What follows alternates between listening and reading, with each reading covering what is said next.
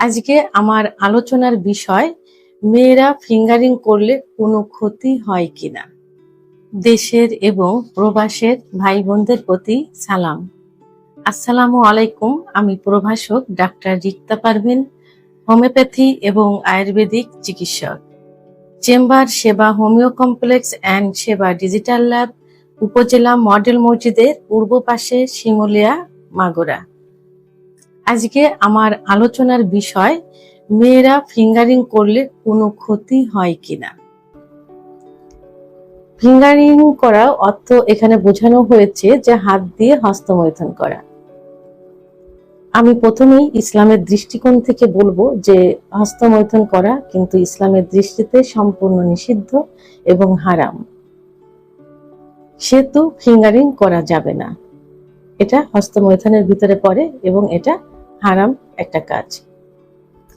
এখন সামাজিক দৃষ্টিকোণ থেকে বলবো যে সামাজিক দৃষ্টিকোণ থেকে এটা অপরাধের মানবিক একটা অপরাধ এবং অপরাধ বোধ নিজের ভিতরে কিন্তু অলওয়েজ টাইম থেকে থাকে।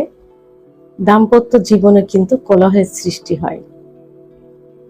যদি এটা কেউ সমাজে পরিবারে কেউ জানতে পারে তাহলে কিন্তু পরিবারের কাছে সে ছোট হয়ে যায়, সমাজের কাছে ছোট হয়ে যায়, সামাজিকভাবে সে হেয় প্রতিপন্ন হয়। তো এই জন্য এই ফিঙ্গারিং করা যাবে না। এর একমাত্র উপায় হলো তার সেক্সুয়াল যে চাহিদা পূরণ করার জন্য বৈবাহিক সম্পর্কে আবদ্ধ হওয়া। এটা ইসলামিক আইন অনুযায়ী তাকে বিবাহ বন্ধনে আবদ্ধ হওয়া। এখন মেডিকেলের দিক থেকে বলবো, মেডিকেল দৃষ্টিকোণ থেকে, যে ফিঙ্গারিং করা কোনো ক্ষতিকর নয়। এটা শুধুমাত্র স্ট্রেস কমাতে পারে, সুখ আনতে পারে এবং যৌন চাহিদা সামলাতে সাহায্য করে থাকে। এটা মেডিকেল সায়েন্স অনুযায়ী বলা হলো। এখন যেসব ক্ষেত্রে ফিঙ্গারিং সমস্যা হতে পারে সেগুলো হলো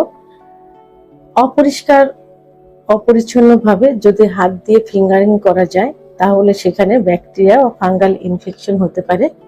এবং যদি হাতের যে নখের যে আঙ্গুলগুলো, যে নখগুলো, এগুলো যদি বড় থাকে, অনেক সময় দেখা যায় যে ফিঙ্গারিং করতে গেলে যে জনিপথের যে ওয়ালের যে টিস্যুগুলো থাকে, যে গ্রন্থিগুলো থাকে, অনেক সময় চিরে যেতে পারে খোঁচা লেগে। তখন পর্যাপ্ত পরিমাণে ব্লিডিং হতে পারে, ইনফেকশন হতে পারে এবং এটা পরবর্তী লাইফে কিন্তু যৌন অক্ষমতা চলে আসে। কারণ হস্তমৈথুন করলে কিন্তু যৌন অক্ষমতা আসে। তখন কি হয়, সহবাসের ইচ্ছা হয় না। পুরুষের যেমন যৌন অক্ষমতা আসে, মেয়েদেরও কিন্তু সেরকম যৌন অক্ষমতা চলে আসে। তো এই যে ফিঙ্গারিং করে একটা নেশায় পরিণত হয়ে যায়। তখন ফিঙ্গারিং ছাড়া অন্যভাবে সহবাস করলে, অর্থাৎ হাজবেন্ডের বা স্বামীর সঙ্গে সহবাস করলে সেটাতে সে তৃপ্তি অনুভব করে না।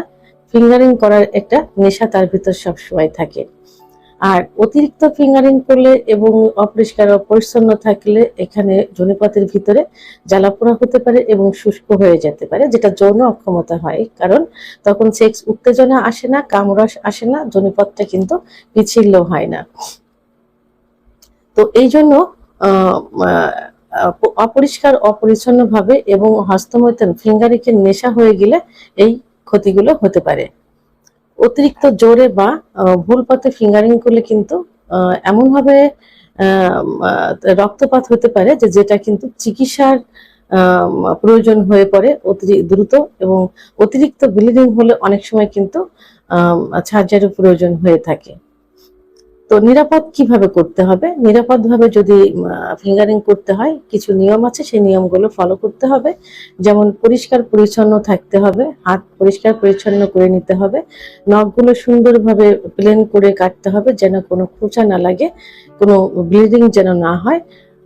এবং প্রয়োজনে যদি শুষ্ক থাকে এবং যদি প্রেসার ক্রিয়েট মনে হয়, প্রয়োজনে কি করতে হবে, আপনি যে কোনো লুব্রিকেন্ট অথবা জেল ব্যবহার করতে পারেন। প্রয়োজনে অ্যালোভেরা জেলটাও ব্যবহার করতে পারেন। যদি কারোর বাড়িতে অ্যালোভেরা গাছ থাকে, আপনি সদ্য অ্যালোভেরা উঠিয়ে এনে জেল বের করে ওটা ব্যবহার করতে পারেন।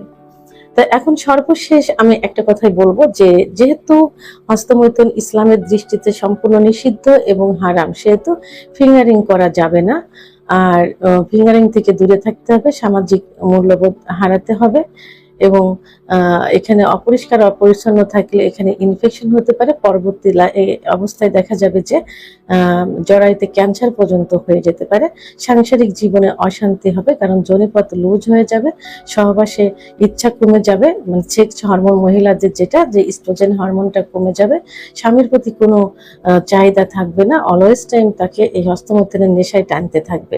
এর জন্য আপনারা যদি এই ফিঙ্গারিংটা ছাড়তে না পারেন, সেক্ষেত্রে নিজেকে প্রথমে কন্ট্রোল করতে হবে। তারপরেও যদি ছাড়তে না পারেন, একজন অভিজ্ঞ সম্পন্ন রেজিস্টারকৃত হোমিওপ্যাথি আয়ুর্বেদিক ডাক্তারের শরণাপন্ন হতে পারেন, তাহলে এই নেশাটা দ্রুতই ঠিক হয়ে যাবে। ভিডিওটি সম্পর্কে যদি কোনো মতামত থেকে থাকে অবশ্যই কমেন্টের মাধ্যমে জানাবেন। আর ভিডিওটি ভালো লাগলে লাইক, কমেন্ট, সাবস্ক্রাইব করে আমার সঙ্গে থাকুন। আল্লাহ হাফেজ।